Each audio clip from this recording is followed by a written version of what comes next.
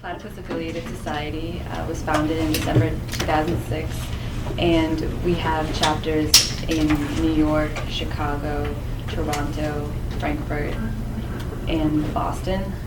We have public fora and reading groups, coffee breaks, all dedicated to studying the decline of the left and the death of the left. Please visit our table downstairs. We have copies of the Platypus Review and also other brochures and pamphlets about what we do as a project and information regarding when we meet. My panelists today are Ben Blumberg. He studies at the University of Chicago and is the head of the reading group at the University of Chicago, as well as on the organizational committee. Nate Smith, who is an editor of the Platypus Review and studies also at the University of Chicago, and Pam Nogales, who is the regional coordinator for the East Coast and also is an editor of the Platypus Review, and she studies at NYU. Marx and Engels were not the preeminent socialists, but rather socialism's greatest critics, distinguishing their communism from reactionary, bourgeois, and democratic socialism. Lately, Marx has taken for his theoretical analysis of capitalism more than his and Engels' revolutionary politics, discredited after the 20th century's spectacular failures of Marxism. What is Marx and Engels' political legacy? What Marx wrote after the failed revolutions of 1848 still resonates. Every demand of the simplest bourgeois financial reform, of the most ordinary liberalism, of the most formal republicanism, of the most insipid democracy, is simultaneously castigated as an attempt on society and stigmatized as socialism. Engels wrote that this expressed a situation in which capitalists were no longer and the workers were not yet able to master the modern society of capital. How does Marx and Engels' politics of communism or socialism, or wherever its historical vocation task us today? And that. Okay. So I'm going to start us off and try and establish some kind of thought figures that I think that my colleagues here will kind of concretize slightly by examining more specifically dimensions of Marxist thought that I'm going to be kind of addressing at a more general level, posing problems at a kind of meta-historical level. So I'll just start. Addressing the Communist League after the revolutionary events of 1848 had subsided, but before the hope of their renewal had not been fully extinguished, Marx declared, "For us the issue cannot be the alteration of private property, but only its annihilation, not the smoothing over of class antagonisms, but the abolition of class, not the improvement of existing society, but the foundation of a new one." In this succinct and unambiguous formulation, Marx laid out what he considered to be the purpose of his politics. Echoing Marx, the left today often raises the slogan, "Another world is possible."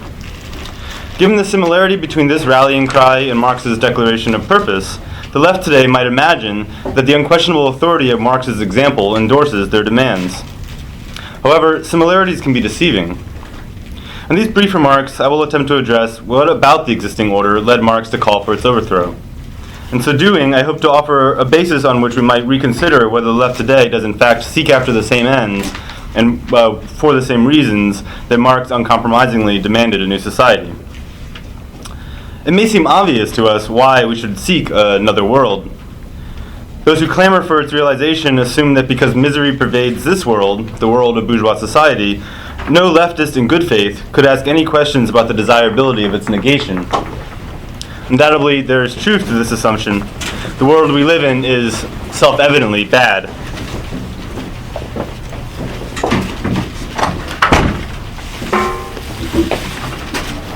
However, I would suggest, by taking the desirability of another world for granted, the the left today, in fact, conceals an unresolved historical problem that undergirded Marx's politics from 1848 to the end of his life. And I would define this essentially as how to determine and comprehend the necessity of revolution. To elucidate this problem, it is not necessary to piece together arcane references drawn from Marx's lesser-known writings. So this doesn't have to be an exercise in some sort of Marxology. Rather, I would just like to turn our attention to what is probably the most well-read document in Marx's corpus, and indeed one of the most well-read texts in all of history, the Communist Manifesto. As a general rule, familiarity breeds contempt, and the Manifesto, perhaps more than any other writing by Marx, suffers from its readers' sense that they've heard it all before. Without any difficulty, I'm sure, we can all recall its opening lines that all of hitherto history is the history of class struggle. Even if you manage to avoid reading the Manifesto, undoubtedly you are aware of this dictum and have probably heard from a Marxist that it represents the essence of Marxist thought. However, I would argue that this bit of common wisdom misses the Manifesto's most significant point, the historical distinction separating bourgeois society from all prior forms of human community. If class struggle comprises the history of all previous societies, then it is also true that all hitherto history is the history of inhuman necessity, be it the story of the gods or the blind unfolding of necessity in nature. Only with the advent of bourgeois society does it become possible to talk of human history, that is, the self-conscious, self-motivated development of the species and its capacities. In other words, only with the advent of bourgeois society does history appear as the task of realizing universal human freedom. And herein lies the rub, I think, of the dictum that I mentioned earlier of Marx, that everybody is so familiar with. If all of hitherto history is the history of class struggle, up to and including the history of bourgeois society, then this fact indicates that bourgeois society has failed to meet the task of overcoming prehistory. This historical paradox emerges as the Manifesto's central concern when we pay close attention to its structure. In the first section of the Manifesto, Marx richly describes the historical ascent of bourgeois society, and then moves on to characterize the period of its crisis. It is significant that he dedicates a substantial portion of this section to the portrayal of the revolutionary character of the bourgeois epoch. I'm going to quote two kind of substantial quotes from Marx. The first goes as follows: "The bourgeoisie cannot exist without constantly revolutionizing the instruments of production, and thereby the relations of production, and with them the whole relations of society. Conservation of the old modes of production in unaltered form was, on the contrary, the first condition of existence for all earlier industrial classes. Constant revolutionizing of production, uninterrupted disturbance of all social conditions, everlasting uncertainty and agitation distinguish the bourgeois epoch from all earlier ones. All fixed, fast-frozen relations, with their train of ancient and venerable prejudices and opinions, are swept away. All new formed ones become antiquated before they can ossify. All that is solid melts into air. All that is wholly profaned, and man is at last compelled to face with sober senses his real conditions of life, his relations with his kind." This passage indicates that Marx appreciated just how vastly the emergence of capitalism revolutionized social life, unleashing never before witnessed forces with the potential to render history human. As he says a page later, the bourgeoisie, during its rule of scarce 100 years, has created more massive and more colossal productive forces than all preceding generations together. Subjection of nature's forces to man, machinery, application of chemistry to industry and agriculture, steam navigation, railways, electric telegraphs, clearing of whole continents for cultivation, canalization of rivers, whole populations conjured out of the ground. What earlier century had even the presentiment that such productive forces slumbered in the lap of social labor? Marx was not the first thinker to realize the radical potential of bourgeois society. Indeed, as soon as bourgeois society began to awaken and throw off the dead weight of feudal tradition, an imagination of social emancipation began to emerge that is so grand and so encompassing that, as Marx poses it, it would have been thought insane by all other earlier societies. And I think, tellingly, many today would kind of see this vision as insane, and that is another story we can talk about in the discussion. Enlightenment thinkers such as Adam Smith and Immanuel Kant foresaw that the spread of bourgeois revolutions throughout the world could create a truly global society that united the fates of humans throughout the world. They hoped that this development would create the condition in which reason could come to reign in all of man's social relations. As Kant put it in an essay for Universal History with a Cosmopolitan Intent, the realization of a perfectly just civic constitution would not only make war and oppression unnecessary, but would make it possible to for freedom to be realized in the unbounded self-elaboration of the social individual. As we know, this utopia didn't come to pass or come to fruition by 1848. Yet, unlike so many so-called Marxists today and even in earlier moments, Marx did not decry the hypocrisy of these thinkers, like Kant and Smith. Instead, he attempted to understand how the conditions of bourgeois society had changed with the rise of the proletariat and the transformation of manufacturing into industrial production and the obstacles it created to the realization of free human history.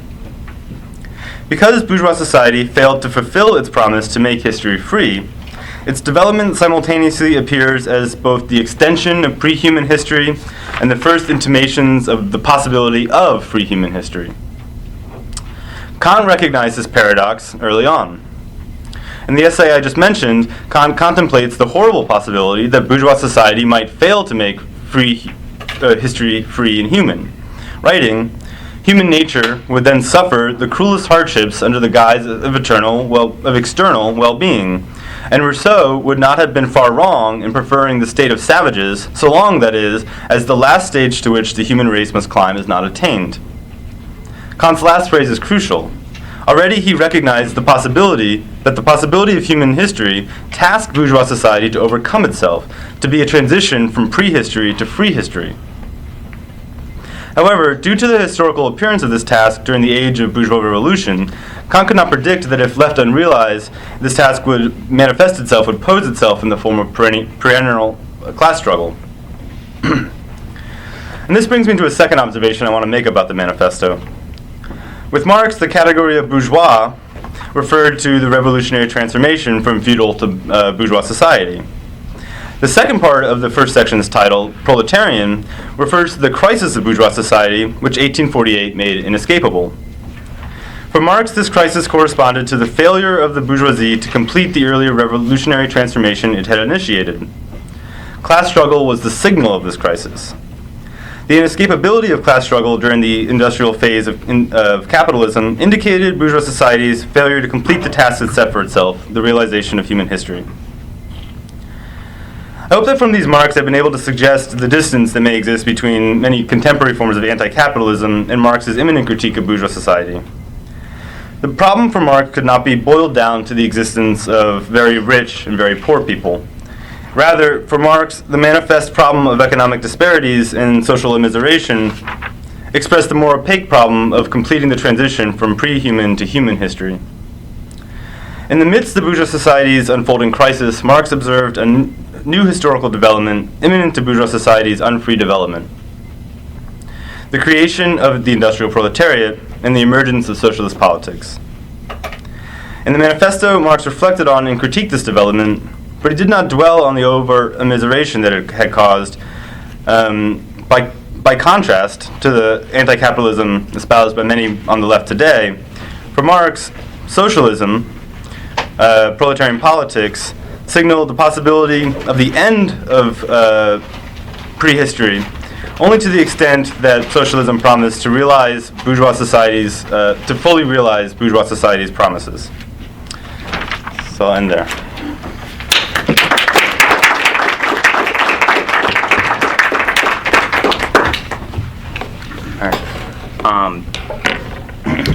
Okay, so what I'm going to be presenting on briefly is the question of Marx and how he understood his relationship to philosophy, and what sort of we even kind of mean by philosophy in this context, which is something that I'll sort of try to unpack as I go through the presentation. Karl Korsch, in his 1923 work Marxism and Philosophy, observed that in his day, despite all other disagreements they may have, the bourgeois philosopher and most self-proclaimed Marxists would find themselves in uncomfortable agreement on the question of the relation of Marx to philosophy. This is a kind of like long quote, but I think it kind of unpacks the history of this very well, so I hope you'll bear with me. This is from Karl Korsch. The manner in which they, Marxists of the Second International, dealt with the question of philosophy can best be described in the vivid terms in which Engels once described Feuerbach's attitude to Hegelian philosophy. Feuerbach simply shoved it unceremoniously aside. In fact, very many later Marxists, apparently in highly orthodox compliance with the master's instructions, dealt in exactly the same unceremonious way not only with Hegelian philosophy but with philosophy as a whole. Thus, for example, Franz Mehring more than once laconically described his own orthodox Marxist position on the question of philosophy by saying that he accepted the, quote, rejection of all philosophic fantasies, which was a precondition for the master's, Marx and Engels, immortal accomplishments. This statement came from a man who could with justice say that he had concerned himself, quote unquote, with the philosophical origins of Marx and Engels more thoroughly than anyone else. And it is extremely significant for the generally dominant position on all philosophical problems found among the Marxist theoreticians of the Second International. The prominent Marxist theoreticians of the period regarded concern with questions that were not even essentially philosophical in the narrower sense, but were only related to the general epistemological and methodological basis of Marxist theory, as at most an utter waste of time and effort. Of course, whether they liked it or not, they allowed discussion of such philosophical issues within the Marxist camp, and in some circumstances they took part themselves. But when doing so, they made it quite clear that the elucidation of such problems was totally irrelevant to the practice of proletarian class struggle, and would always have to remain so. Such a conception was, however, only self-evident and logically justified given the premise that Marxism as a theory and practice was in essence totally unalterable and involved no specific position on any philosophical question whatsoever. This meant that it was not regarded as impossible, for example, for a leading Marxist theoretician to be a follower of Arthur Schopenhauer in his private philosophical life. End quote. Today, Marx looks quite different to us. A recent BBC NR Times poll found that Marx is considered widely to be not only a great philosopher, but the greatest of all time. Reactions to news news such as this about people's appreciation of Marx are highly predictable. And to the best of my knowledge, the results of this poll were no different. Conservatives were believed to be able to resurrect with such ease their favorite boogeyman. Liberals voiced measured appreciation of Marx's philosophical contributions, though prudently reminded readers of the haunting images of the Gulag and violent revolution. And radicals generally took the news to be a sure sign that Marx, and just as importantly, they themselves, were still relevant in the world.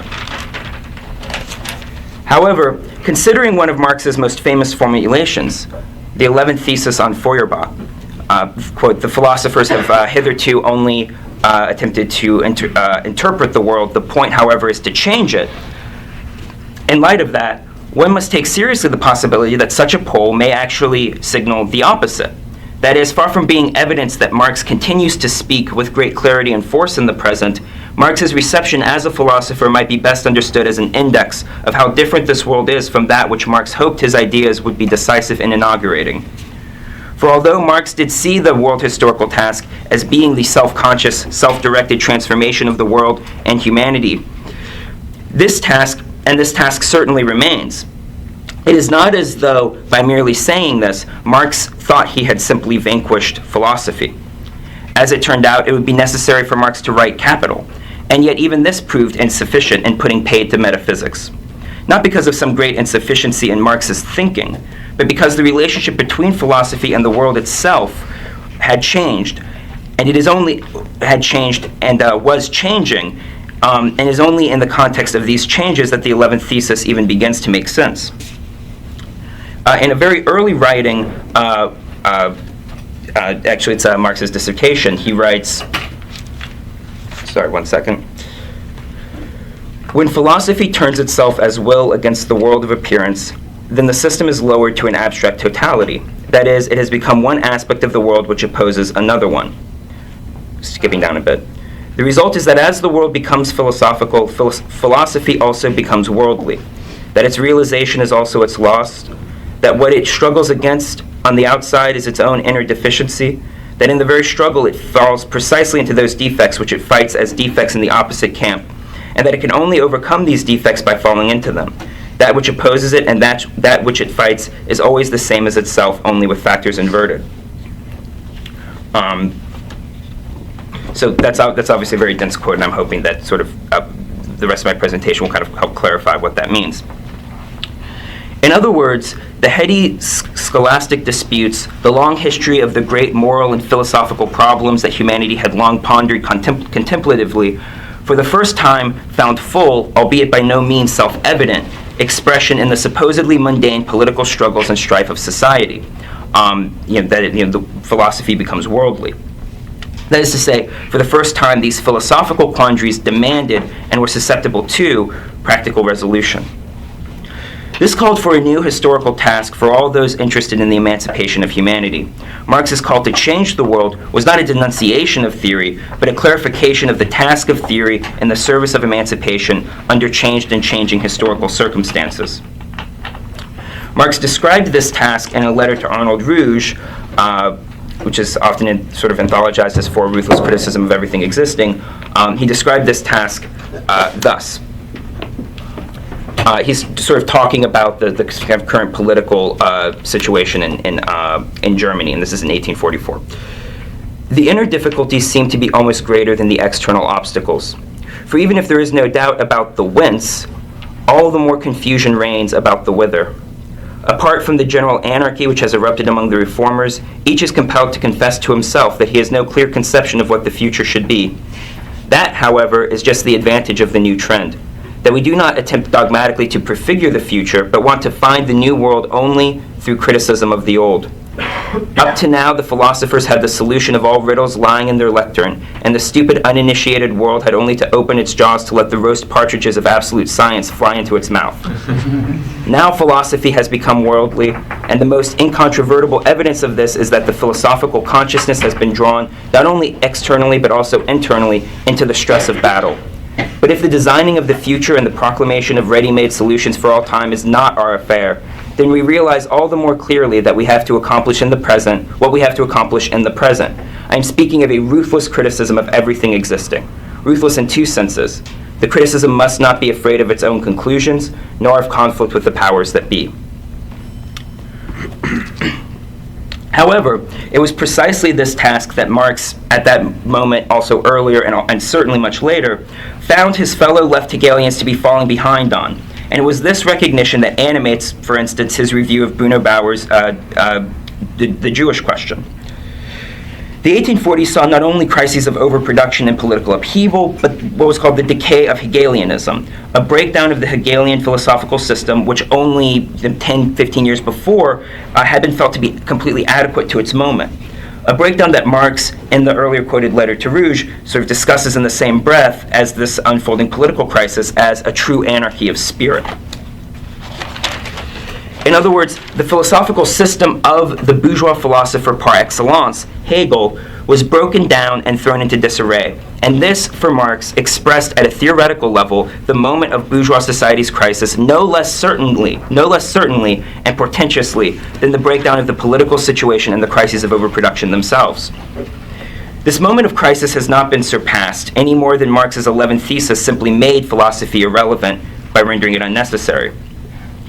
Contrary to the vulgar demagogues who cite the 11th thesis almost compulsively as if for reassurance, the task of theory outlined by Marx has not been completed and thus remains incomplete and necessary.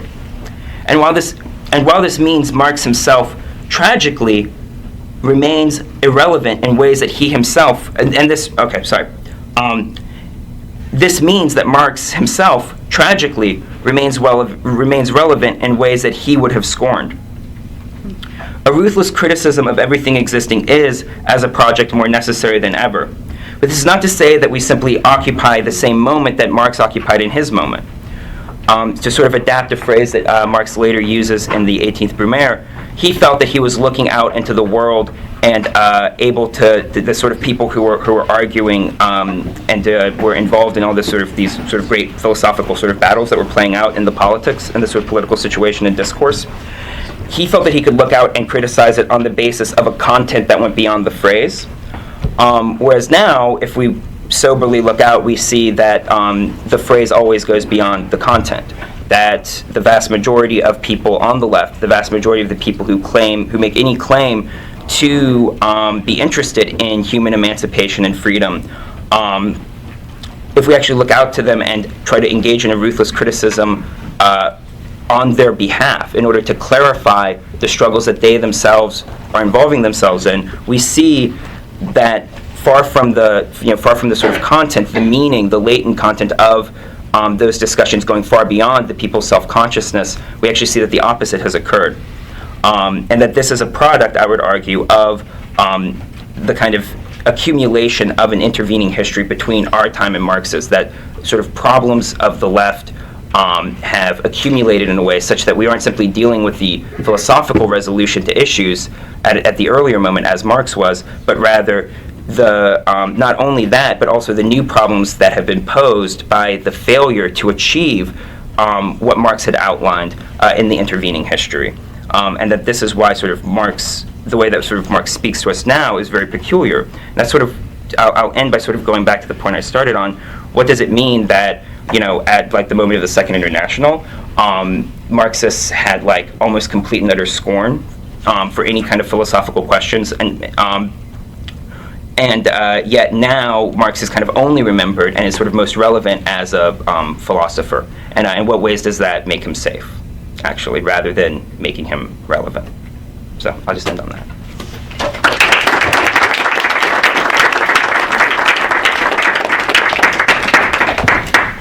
Here's mine, written in a little bit of a different tone, and it's lengthier, so bear with me.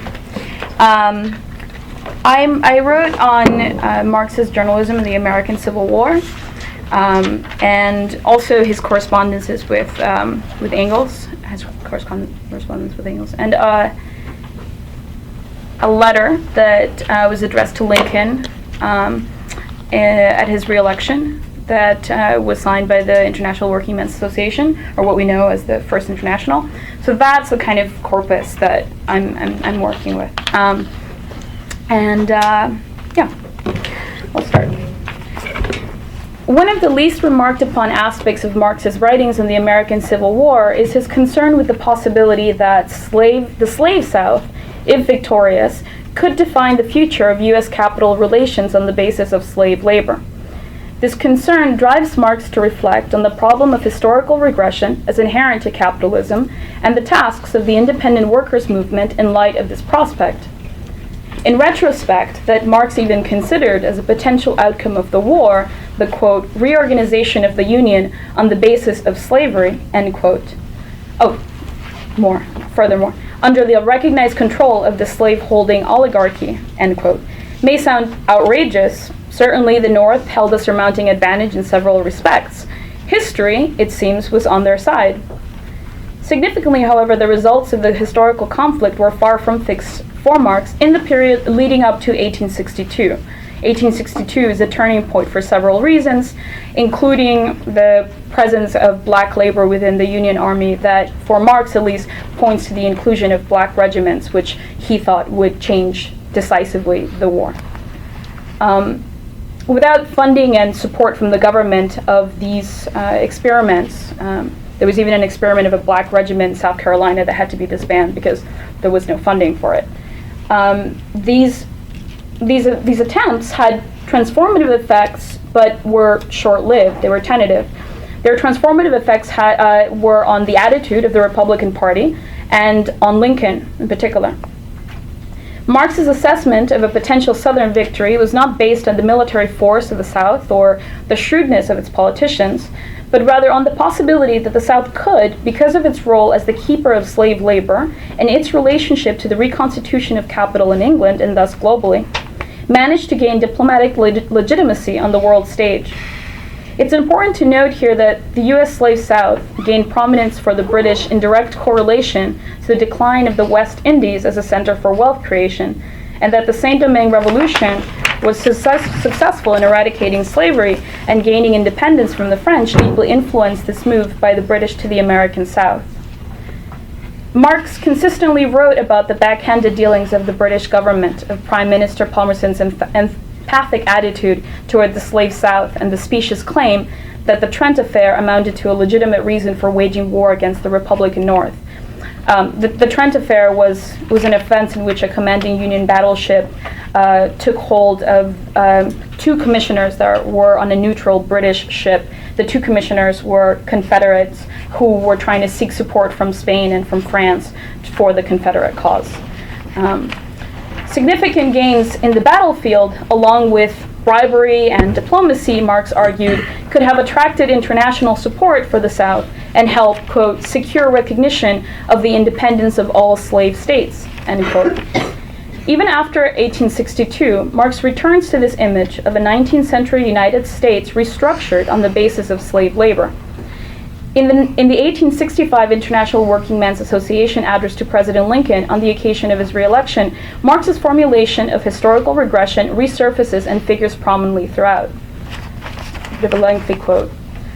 When an oligarchy of 300,000 slave owners dared to inscribe for the first time in the annals of the world slavery on the banner of armed revolt, maintained slavery to be a beneficent institution, indeed the old solution to the great problem of the relation of capital to labor, and cynically proclaimed property in man as the cornerstone of the new edifice, then the working classes of Europe understood at once that the slaveholders' rebellion was to sound the tocsin for a general holy crusade of property against labor, and that for the men of labor, with their hopes for the future, even their past conquests were at stake in that tremendous conflict on the other side of the Atlantic.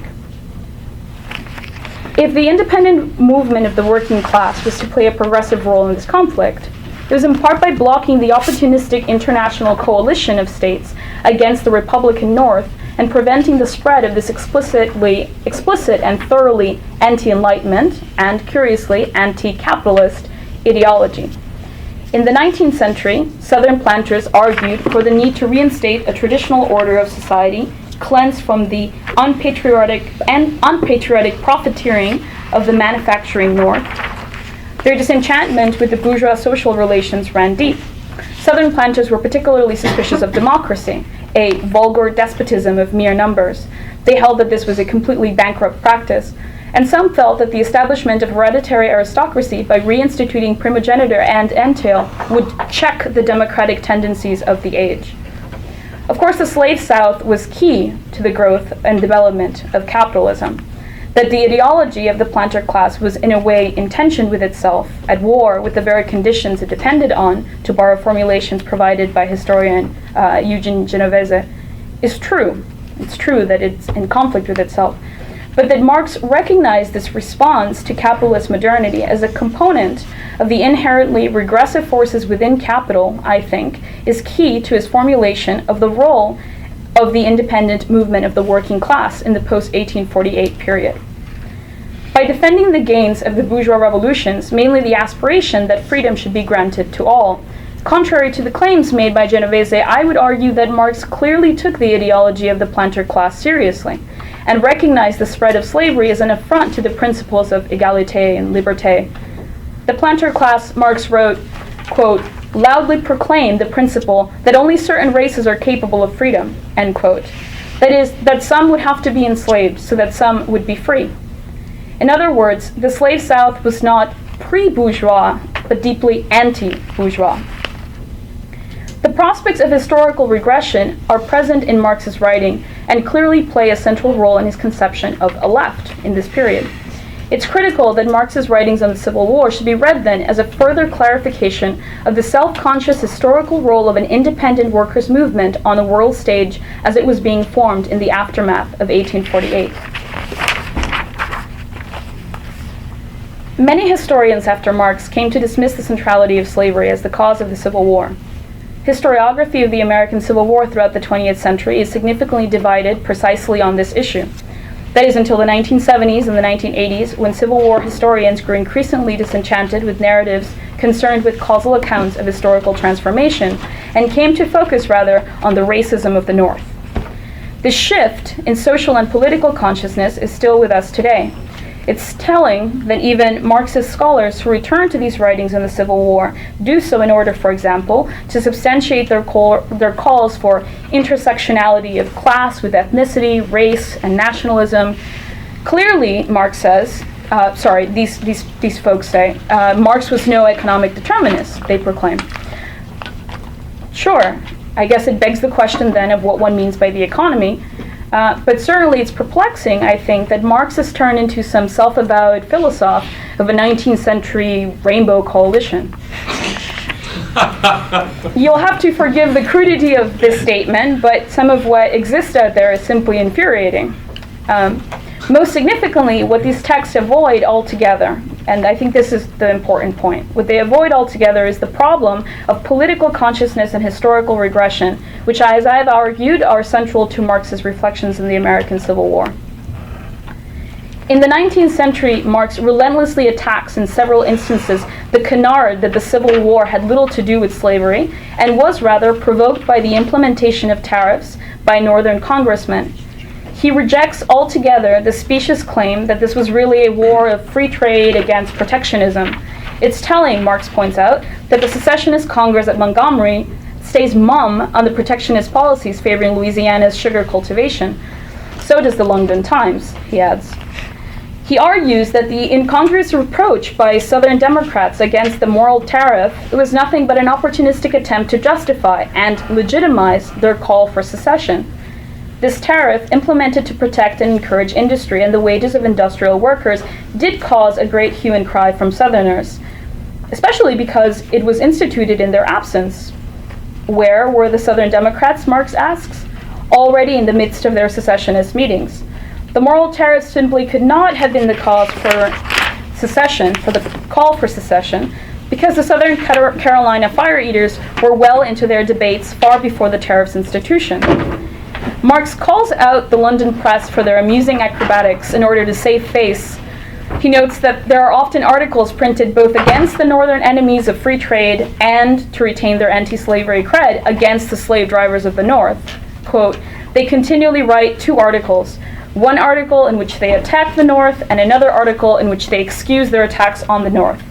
Qui s'excuse, s'accuse. The American Civil War, Marx declares, is a war of extension and perpetuation of slavery. The South's preemptive measures against the North are in direct response to the rise of the Republican Party and against what Democrats had suspected would bring the end of Southern slavery, which by its very nature, argues Marx, compels the planter class to seek out new land for commercial agricultural production. This migratory or expansionist tendency of slave labor is key to Marx's understanding of the conflict. At the outset of the Civil War, only about 1/4 of the white population were slave owners, 7% of which owned nearly 3/4 of the black slaves. This potent minority, the slave oligarchy, made up the political power of the slave South. The interest of the planter class permeated throughout all Southern institutions. Banks in the American South guaranteed that capital would be used toward the development of staple crops and purchase of land and slaves, and little else.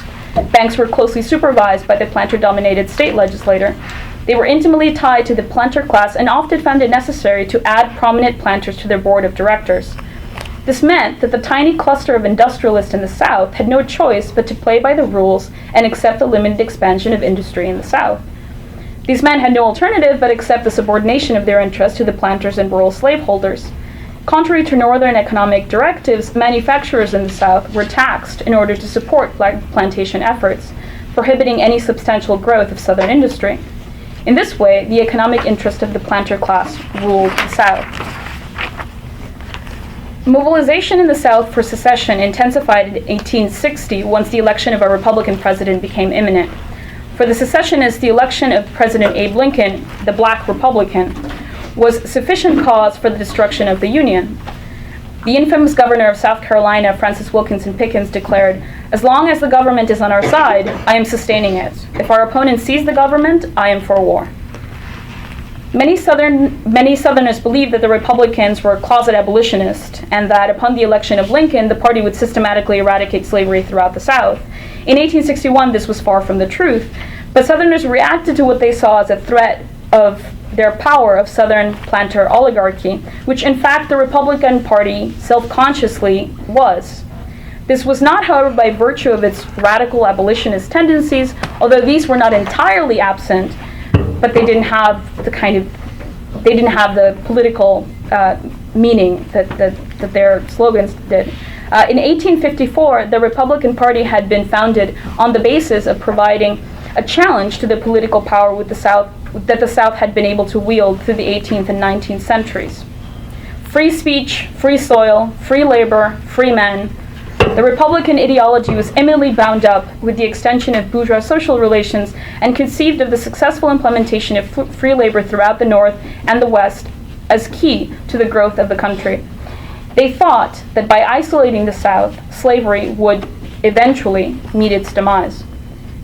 The conflict between the free labor ideology of the North and the slave South had been brewing for quite some time before the Civil War. Office holders recognized that the admission of a slave state, or a free one, would break the delicate balance. To prevent conflict, territorial compromises became an indispensable part of party unity in the 19th century. Although the traditional suppression of the slavery issue remained the foundational contradiction in American politics, many, like New York's anti-slavery Whig leader William Henry Seward, were outspoken about the no longer tenable compromise with the slave South, which had produced, quote, an exhausted soil, old and decaying towns, wretchedly neglected roads, an absence of enterprise and improvement, end quote. Clearly, this institution was, quote, incompatible with all the elements of the security, welfare, and greatness of nations, end quote. Slavery and free labor, Seward declared, were antagonistic systems between which raged an irrepressible conflict that must result in the destruction of slavery. Already by the time of the Missouri Compromise of 1820, the conflict over the character of the state in supporting either the growth of free labor or that of slave labor had become a pressing dilemma. To the extent that in the last years of his life, during the expansion crisis of 1820, Jefferson predicted that anti-slavery efforts might force the South to secede. It's no surprise that the historian James McPherson starts his monograph Battle Cry of Freedom, at the end of the Mexican War in 1848, when again the problem of expansion leads to yet another compromise, that of the 1850, that pacifies tensions but not for long. With the Kansas-Nebraska Act of 1861 and the massacre that came to be known as Bleeding Kansas, what Marx called the rehearsal for the Civil War, the entire problem of free labor versus slave labor burst out into the open definitively. The American Civil War sliced right through the legacy of compromise with the slave South, what Du Bois called the cheap bargaining with human freedom through the history of the United States, and what Marx characterized as the original sin in the founding of the United States. And it is through this framework, I think, that the formulations by historians Charles and Mary Beard of the Civil War as the Second American Revolution allows for critical reflection on the bourgeois character of the American Civil War. The Republican Party understood that it had to defend its visions of freedom. It understood that it had to control its own destiny or perish. And I think that Marx would add, so did the South. For Marx, the critical support of the Republican North against the pro-slavery South was important in two respects. The Republican Party was capable of challenging the political power of the Southern slave oligarchy and would stop the spread and potentially, once and for all, lead to the abolition of the institution of slavery in the United States, and thus eradicate it as a viable alternative to free labor. And two, the critical support of the North provided the opportunity for the self-clarification of the historical role of an independent movement of the working class on a global scale.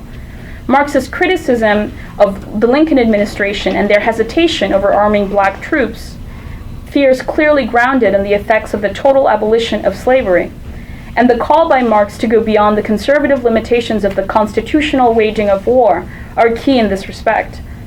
The cotton crisis brought on by the American Civil War had devastating effects on the British working class. The scarcity of cotton resulted in unemployment or at best part-time work for a large sector of the proletariat. Contrary to the necessities of their immediate welfare, the organized working classes of England, as Marx reports, put forth an explicitly anti-slavery position alongside a critique of the government's flirtations with the secessionist South. Unlike the English proletariat on the eve of the Civil War, the American working class had declared itself for the preservation of the Union and called for the prevention of war against the South. As the Civil War developed, workers in New England would eventually support the abolition of slavery and populated the Union Army in the war against the South. This shift in political orientation was brought on by their engagement with the conflict and the political leadership provided by the organization of the English working class. In an 1863 letters to Engels, Marx wrote, "The Times and Company, the London Times and Company, are utterly furious of the workers' meetings in Manchester, Sheffield, and London. It is very good that the eyes of the Yankees are opened in this way. For the rest, Updike, the mayor of New York and a political economist, has already said at the meeting in New York, quote, 'We know that the English working class are with us and that the governing classes of England are against us. I greatly regret that Germany does not hold similar demonstrations. They cost nothing and internationally bring in large returns. Germany would have all the more warrant for these, as in this war she has done more for the Yankees than France in the 18th century. It is the old German stupidity for not making herself felt in the world theater and stressing what she actually accomplishes.' For Marx, the American Civil War presented the emerging left with an opportunity for the self-clarification of the political goals of an international independent working class movement. If 1848 had shown the end of the age of the revolutionary bourgeoisie, it had also raised the question of how the left could become a force for historical progress. How, in other words, does the left take up the historical tasks of the bourgeois revolutions? The American Civil War, I think, presents Marx with precisely this problem."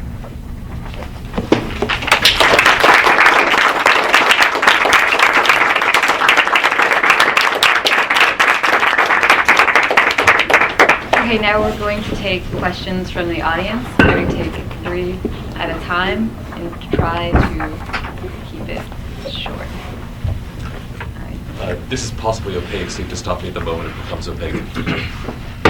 What Pam and Nate are doing, I think, is you're responding to the fact that Marxist politics have become opaque at best. And so in different ways, you're each trying to sort of, Nate through philosophy and Pam through this question of like the political history surrounding the Civil War, rediscover what Marxist politics might be. Another way to describe it is you're trying to offer a critique of Marxism, like so that actually the goals of Marxism might become clear.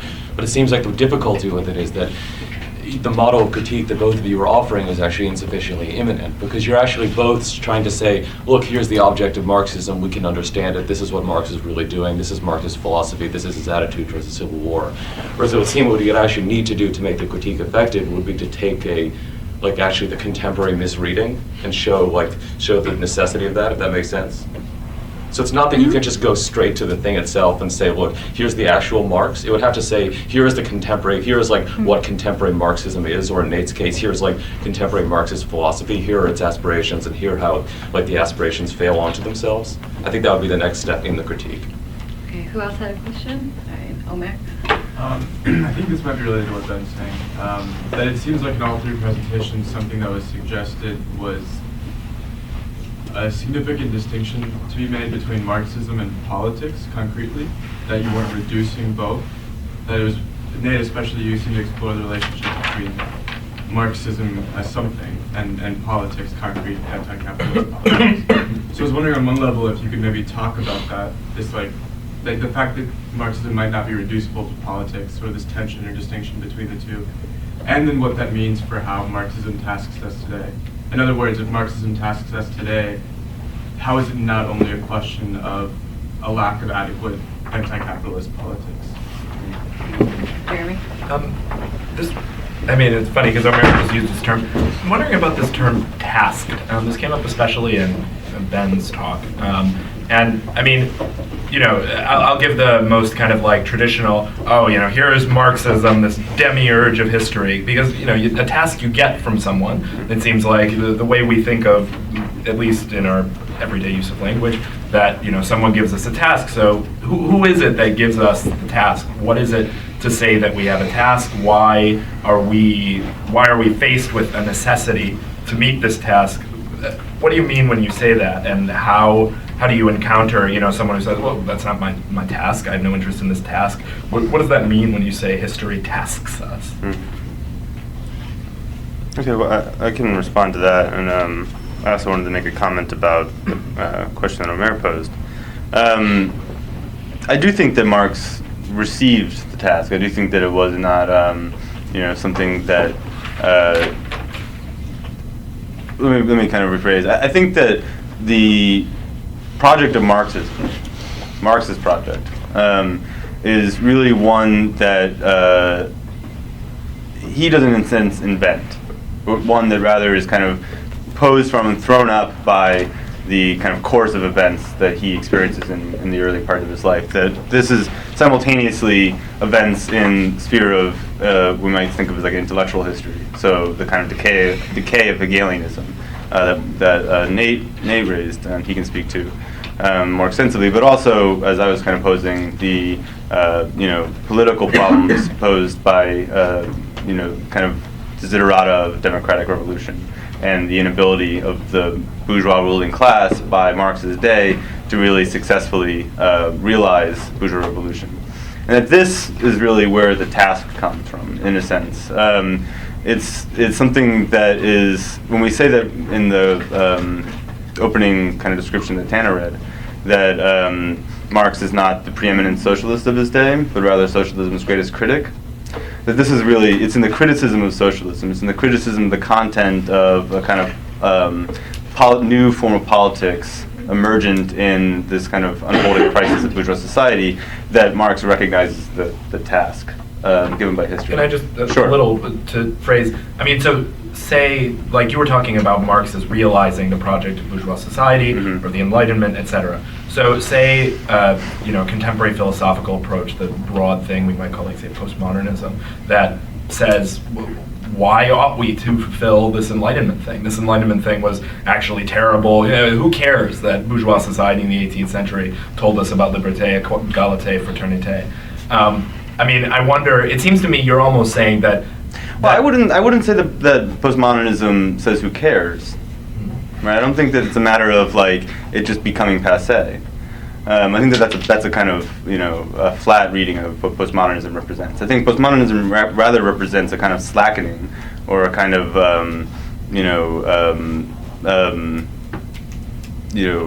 reduction of the kind of felt necessity. And this is really a product of the history that Nate was referencing, right? In a sense that the kind of lack of a adequate digestion of the history intervening between Marx and Engels' day and the era of the Second International and the late 20th century, causes all sorts of new problems that aren't met, and the kind of obscurity of society that this creates, in a sense, makes the task seem so daunting that it's just left unmet. And that's what postmodernism really is. It's rather than it becoming a passé issue, that we're beyond that or it's not interesting to us anymore, I think it's rather a matter of, well, we can't actually grapple with it.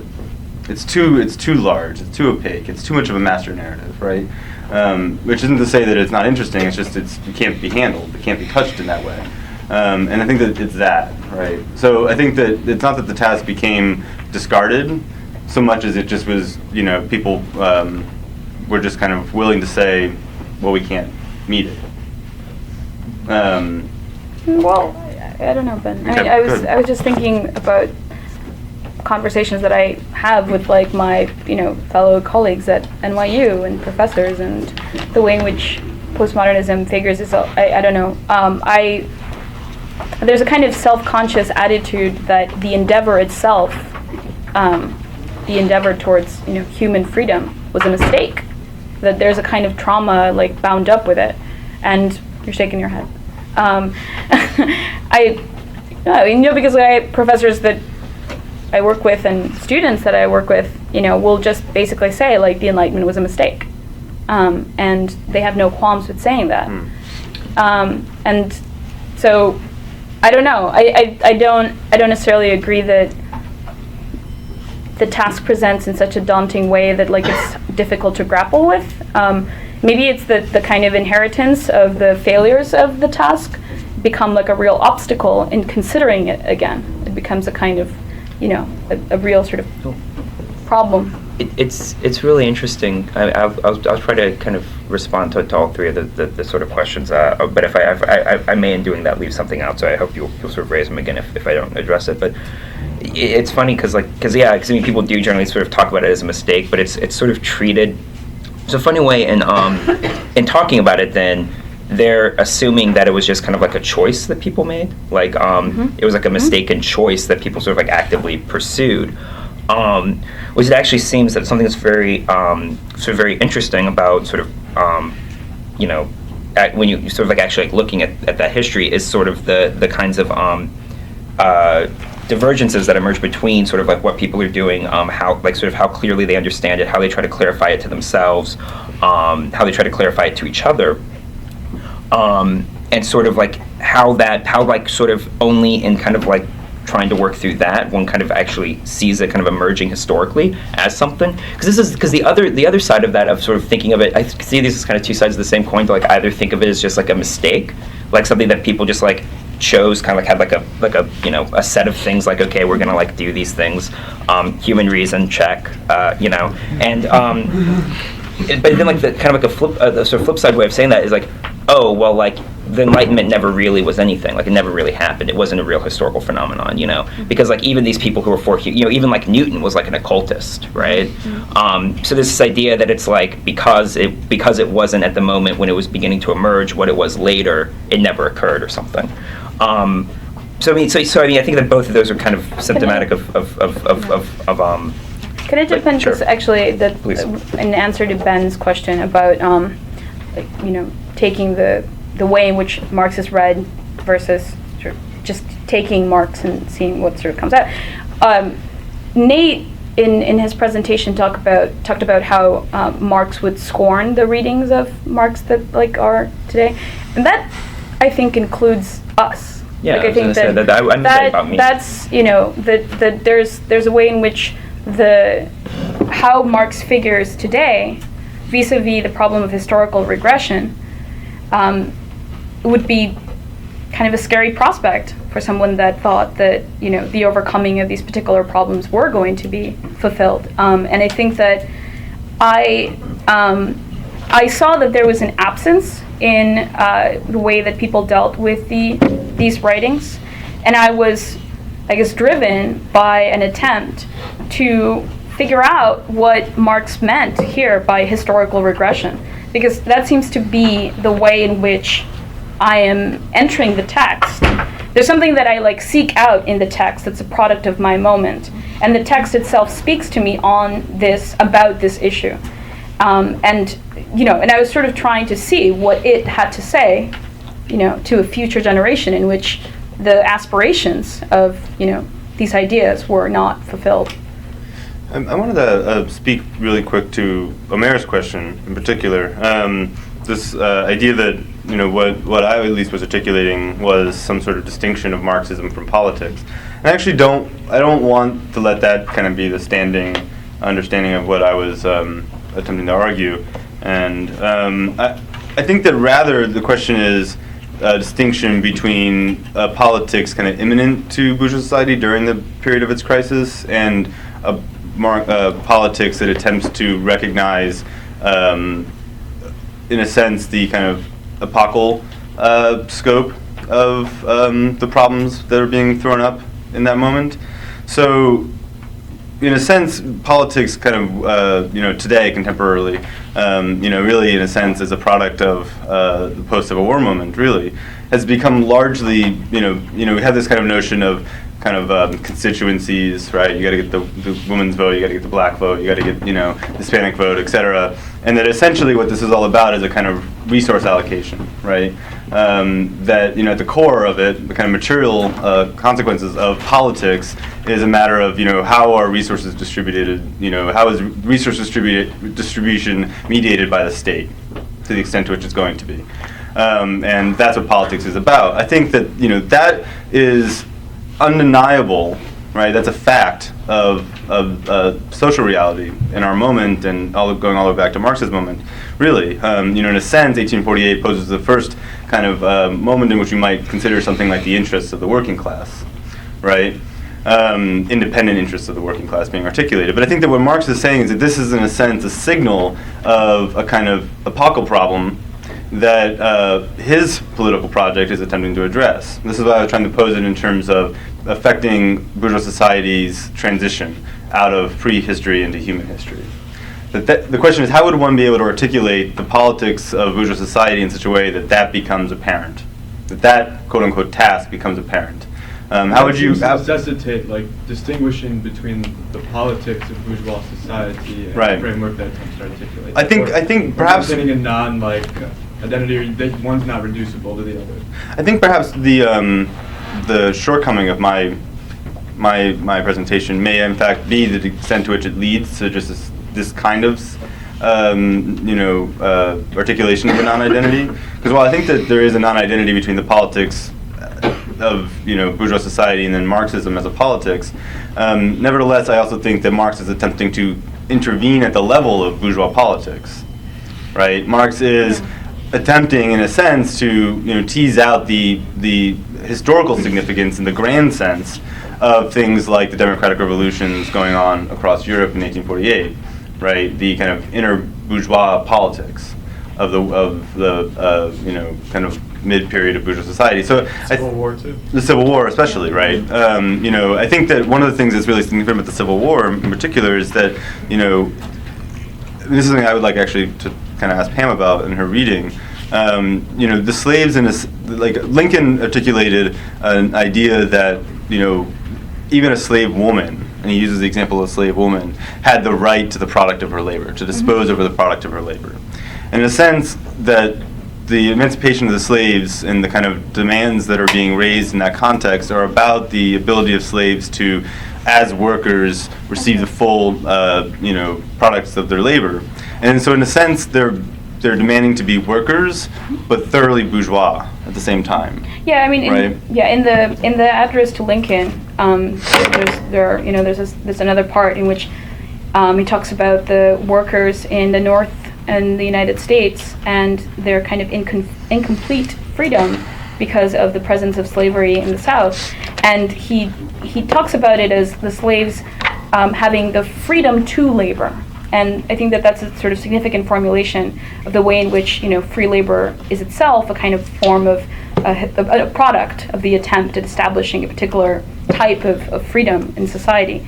But I was also going to say something else. The bourgeois in crisis, it has been coming up a lot in the panels, in the crisis of the bourgeoisie, the sort of 1848 moment. I mean, it's interesting because the Southern planter class, of course, was going to use the state in order to restructure society. Mm-hmm. The state is itself a bourgeois form of social mediation. Now, it was in conflict with itself in a sort of interesting way, because even when they were trying to mobilize themselves, there were cries from the different states that they had to work independently, because the idea of a sort of centralized sort of authority in which the actions of these individuals could be mobilized through was in itself reactionary. So it was interesting. It very much was sort of in tension with itself, and I think that there's a problem of the kind of legacy of the bourgeois sort of epoch, if you will, in a kind of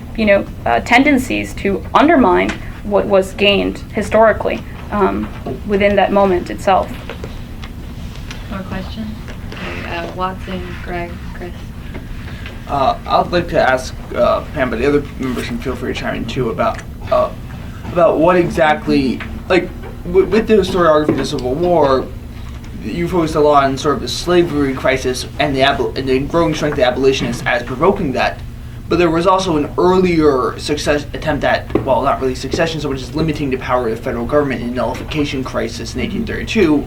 And then again, after the Civil War, with the end of Reconstruction, states once again began to regain power from the central government, and that wasn't undone until the Voting Rights Act and the Civil Rights Act enabled the central government to use force against the states if they didn't comply with court orders. Mm-hmm.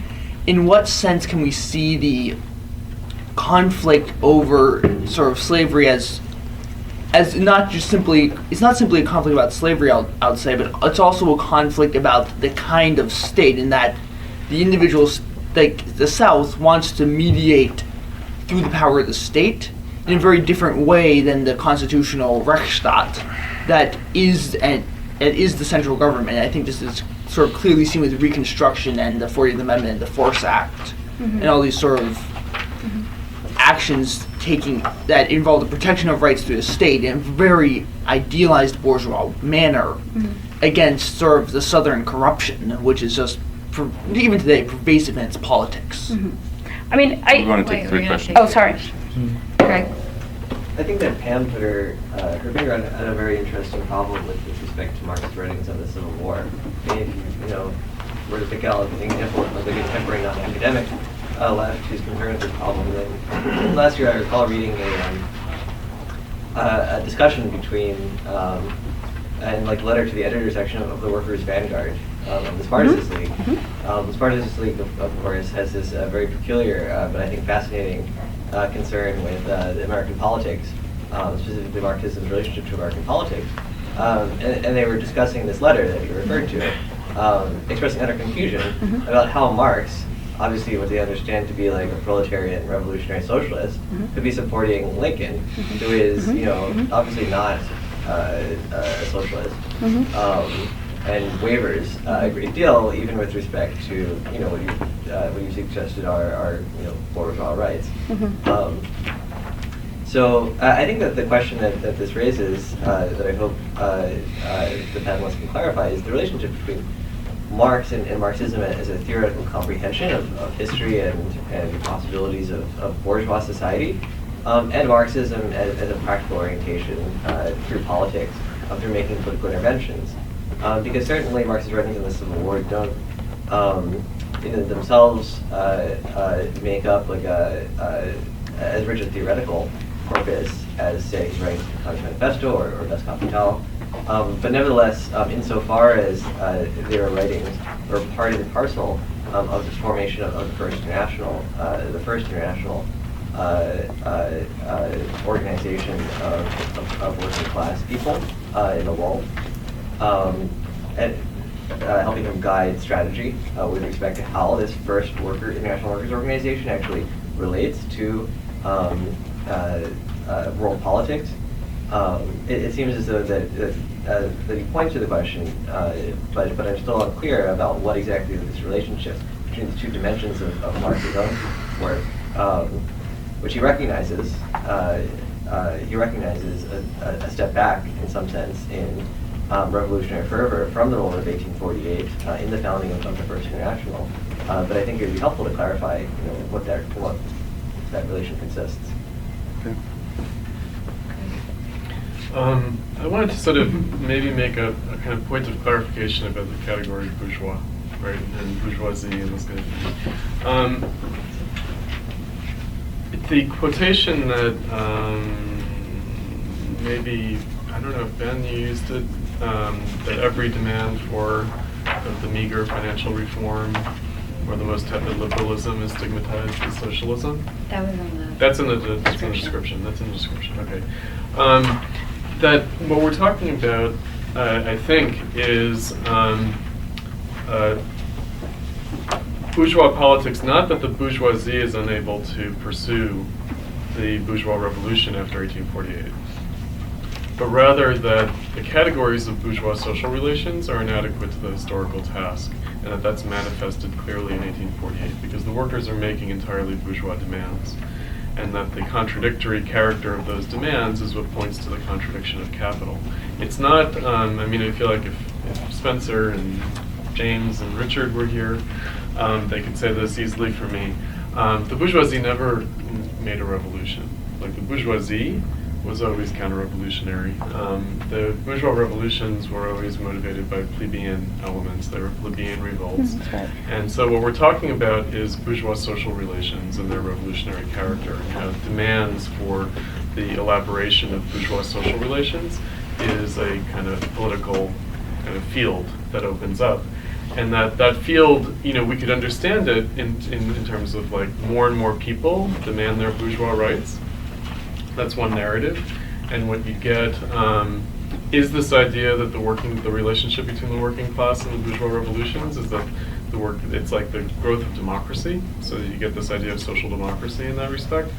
But with Marx, and with the whole sort of Marxian approach, there's something much more deeper at stake, which is the obsolescence and therefore inadequacy, the potential obsolescence, we might say, and therefore inadequacy and self-contradictory character of the elaboration of bourgeois social relations themselves, in which what we're tasked with, if you will, is both fulfilling those bourgeois social relations, the demands that are presented through those bourgeois social relations, and their overcoming, their negation in that sense. And so that's what's really at issue. What's at issue is that the bourgeois revolution hits a kind of wall in 1848.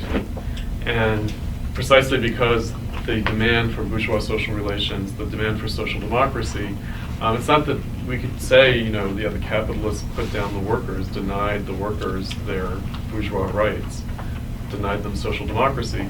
But for Marx, it becomes a question of why were the capitalists able to put down the workers? Why did the workers fail? In other words, that's where it becomes the self-criticism of the bourgeois demands of the workers, which doesn't mean rejecting them, but it does mean looking at the contradictions there. I mean, actually, this in part is an answer to your question, because I think that the Reconstruction South poses the contradiction in a particularly acute way. Labor codes being instituted on these newly freed slaves means that they're free, right? They're free to labor, and yet there is not a way of incorporating them into bourgeois society social relations. And so it raises this issue in the way in which I think, in a much earlier moment, Saint-Domingue and the revolution in Saint-Domingue raised that issue as well, of what it means to transform this colony into now an independent, bourgeois state, and then not quite being able to do so. Yeah. Well, it was the revolution in Saint-Domingue. But then became Haiti's Haiti. the name that They gave themselves, yeah, which is after. But so no, and so I think that's right. I mean that in the sense then, the tasking part that Jeremy was sort of asking about, that there's a way in which the historical contradictions of bourgeois relations themselves pose a problem that could be resolved in different ways, right? And that what Marx is, I think, the theoretical part of his writings, Greg, the American Civil War stuff, I think it's in kind of focusing or zoning into this problem that this planter class is themselves posing their practice as a solution to the problem of, quote unquote, what they feel is the sort of problem in bourgeois society. And that, I think, anyway, but so yes, so I think that there is a way in which the kind of increasingly sort of contradictory relationship between the freedom of all and the rights to property of property relations, and the way in which these sort of play out in the post-revolutionary, post-Civil War South, and clearly present that problem. Yeah, I wanted to address Greg's question. I mean, one thing I think that should just be kind of maybe laid out or kind of demystified is what we mean by Marxist practical interventions. Because Marx, Engels maybe, was part of some skirmishes or something in 1848, I think. So was Marx. No, they didn't go. That's not, there's some story of... He wanted to go fight, he didn't fight. It's a joke. It's ridiculous. But And then even, that's not really the point. The point is that, what Marx is remembered for, right? When Engels at the graveside of Marx, right, writes that the American and European proletariat, looked to Marx as this great figure, right? A political figure. It's from his writing. It's right because he ever held office.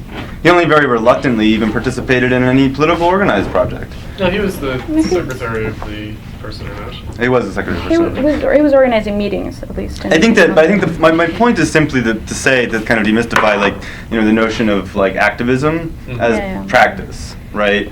That Marx's practice was critique, right? That's the fundamental form of practice that Marx undertook, that he spells out in the letter to Rouge. And so I think that there's a way in which that when Marx, in a sense, endorses something like the kind of democratic revolutions, sweeping Europe in 1848, he's doing so not just to kind of like give some solidarity to it. You know, it's not like the phrase that we hear flying around today, like, you know, do you militarily support this regime or that, right?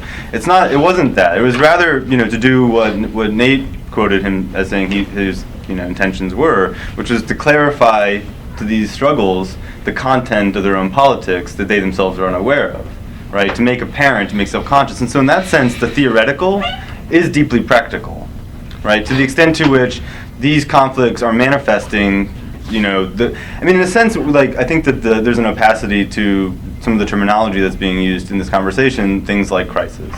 And part of that opacity is not just because it's like bad jargon. I mean, maybe it is, but that's not really the opacity to it. The real opacity to it, I think, comes from the fact that the crisis of bourgeois society isn't really made apparent by any events in bourgeois history in the present moment. I mean, you know, people, in a sense, maybe want to make the events happening in Egypt and the Middle East like that. It does. I would say it does. It presents it, but in such a way as to be deeply obscure. Meaning, is democracy coming in some belated way to their world? Right. I think it appears like a pathological neurosis. Like, historically, it is the same form. It's unrecognized, and it seems to be caused by something else. In 1848, and you know, I mean, the whole reason, like, why would you write to Lincoln, right?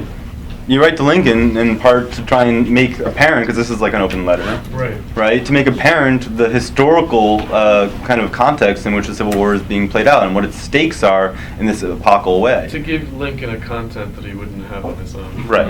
Or wouldn't be recognized independently of the critique that Marx has made. The letter is to the workers of the world. Right. That's right. Right. And so I think that's the practical work, and why it's actually not so dissimilar from the historical consciousness, right? The historical consciousness is practical to the extent to which it makes apparent society's own kind of development. And thereby, by making it apparent, it poses the question of its possible self-consciousness, right? That it can be self-directed. And so, you know, this then becomes a kind of, you know, expanding project, right? That one would want to actually, in the fulfillment. Sorry, I mean, I'll finish. I mean, Chris kind of paraphrasing what I was trying to argue, that in the fulfillment of bourgeois society's demands, one would actually completely open up the scope of humanity. That one would all of a sudden be able to talk about humanity as such. The other sort of, I guess the kind of like a different way of, I guess, maybe talking about that too. I like the example of like people sort of asking like if you militarily support like something and thinking that like that's practical politics, because there's a way in which it's extremely abstract. Because it's like I don't own an army, so whether I that may be fortunate or unfortunate, I don't know, but I don't own an army, and so I don't have like a private military squad or something.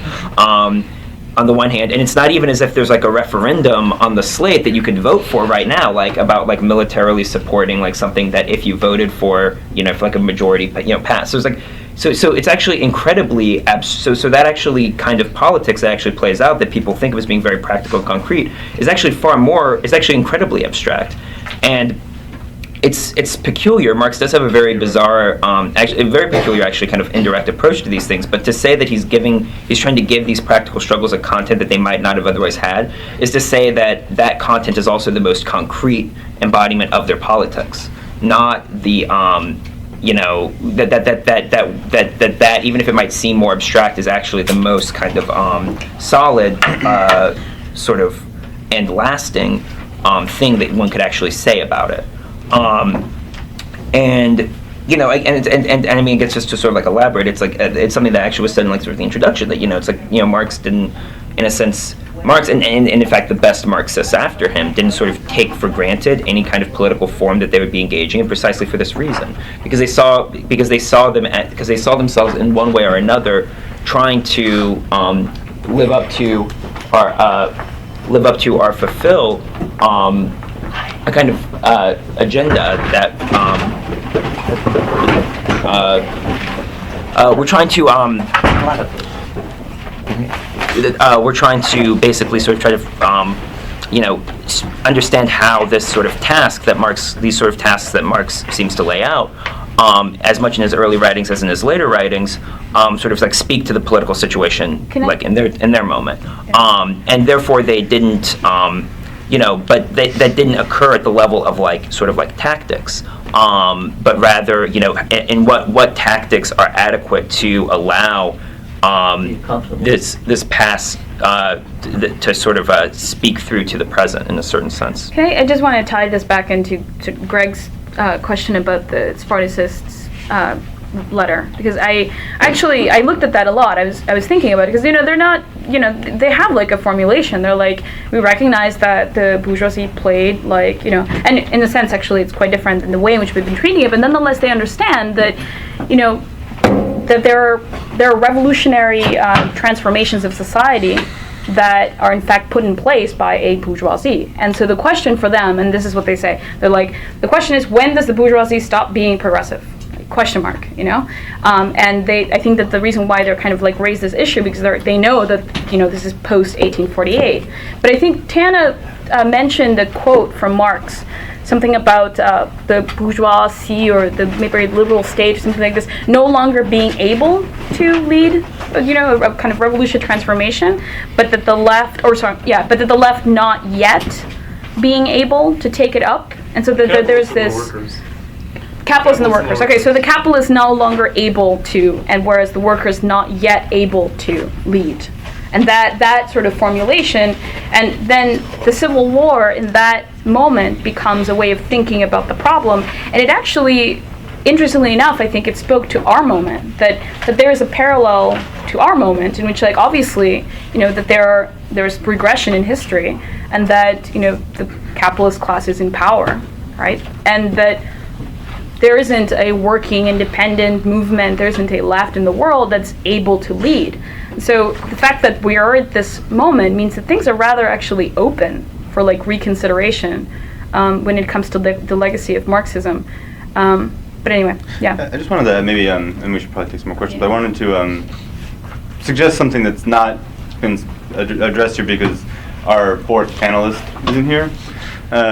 But Engels, lived until the period in which Second International politics actually was growing, as a kind of vital force in the world. And I think that changes fundamentally the problem of relating historical consciousness to practical politics in a way that maybe evidences or indicates the similarity between our moment, in some sense, and Marx's moment. In the way that it's kind of that we're in a sense missing the intermediary relation to practically intervene on the basis of a Marxist historical consciousness in events as they're unfolding. We don't have parties, for instance, to try and mediate historical development in the way that Engels actually saw. Marx didn't, or at least Marx only saw the very beginnings of it. So I wanted to kind of point that out, right? So that in a sense, Marx's task of trying to clarify to the world its own course of development is something that we, are also tasked with. Our difference from Marx, perhaps, is that we have to much more fundamentally stress the course of the world as being regressive, rather than potentially leading into a post-capitalist society. Any questions? Just remind you. Yes. The interpretations of Marx is reflected in the various left currents. For instance, that led to groups called neo-Marxists, kind of revising a little, New Left, right? Social democratic currents. For instance, many of these organizations, like the young Marx of the 1844 manuscripts, because he wrote about alienation and stuff like that, but not the mature Marx. He was too hard-line. And that's reflected, that kind of thinking, in various organizations that are on the left. And so I think it's important to keep that in mind, and what informs their ideology, what informs their theory and practice. And of course, we've many splits, many opposition groups, and Trotskyites, which actually was the case in pre-October Revolution in Russia. So you know, I did a workshop at the Socialist Scholars Conference. Excuse me, sir, do you have a question? Okay. The question, well, I really just have basically a comment, but the Marx's, the different interpretations reflected it, for instance, in not recognizing a really existing socialism, right? In Cuba or anywhere else. So I think that, you know, we have to be aware that there are very different readings of peoples and groups or issues that look at Marx differently and draw different conclusions. Okay, and any other questions? Greg, you had your hand up. Oh, Ryan? Well, I mean, I just wanted to kind of raise a bit of an issue with, I guess what Nate was saying about, and that Ben was talking about the abstractness of kind of military support or whatever, because we're not blessed with the presence of the Spartacist League in this room. So, like, if they were here, I think what they would say is that, you know, but you can kind of, you know, for example, in the Afghan war, they raised like $43,000 for the Democratic Republic of Afghanistan. Ryan, can I just, the abstract point, I think if you use the case of military intervention, you can lose traction on it. The healthcare reform, that was an extremely abstract point. That was an extremely abstract point. Which healthcare reform? The United States healthcare reform. He's from Canada.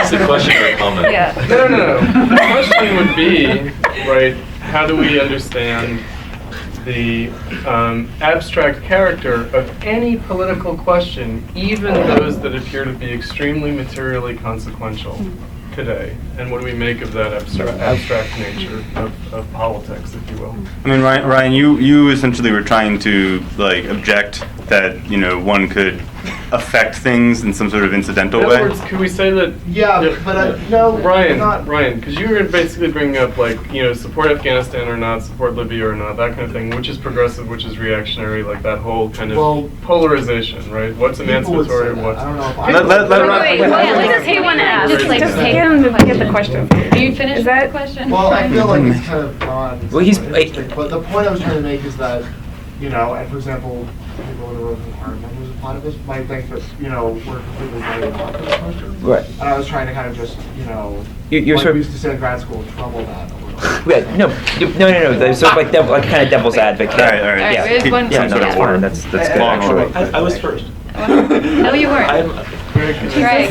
No, I just want to respond to something that Ben, you said. Okay. So, I mean, yes, you're right. We're not blessed with parties such that, you know, making military interventions, you know, it's unclear what exactly that, or making statements regarding the abstract significance of military interventions or reforms. It's not clear what that would mean. But Marx didn't have like a party himself. You know, he was working on founding one from scratch. He was trying to bring it into being, and definitely saw his theoretical understanding to be constitutive of the very possibility of his project.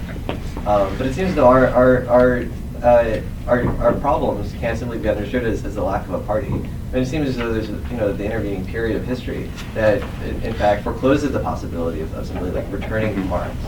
I mean, I think that the gentleman's comment is actually very interesting insofar as he identifies that, you know, different understandings of Marx, in fact, index history and historical consciousness through the past centuries in a very curious way. Various iterated returns to Marx with their different and oftentimes increasingly obscuring significance.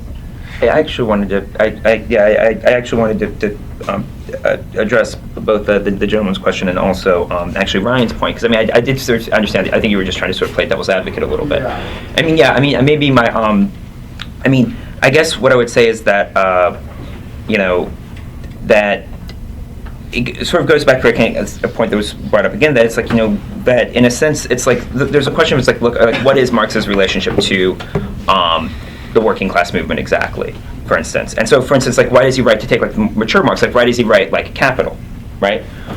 If we read Capital as an attempt at a program, or if we read it as an attempt to be like simply a rallying call or something for action, it's an extremely that's sort of like nonsensical. Like it's an utter like failure. Right? Yet Marx insists, and he sort of says actually in a letter to like publishers, he like sort of says like I wrote it for the working class. And so there's a question of what does he actually mean by that? And so Greg, I think you're absolutely right. He's trying to bring a party into existence. He's trying to actually bring a movement beyond any single party into existence. But it's a question of how he understands himself doing that. And the way he does that is sort of through critique. In other words, Capital as a project, certainly the first volume, is a critique of the bourgeois politics of the working class and trying to make clear the necessity of superseding bourgeois politics, even though one can't kind of a priori make just like a list of exactly what that would entail. There's actually a really funny way in which in the preface to, I can't remember which year it was 1858 or 60, anyway, one of the prefaces that Marx later writes to the Communist Manifesto, there's a one in which he describes like the 10 political demands that are made as like mere details. So again, it's not that those details are important, but they're important precisely to the extent that they allow one to like clarify politics beyond simply making like demands.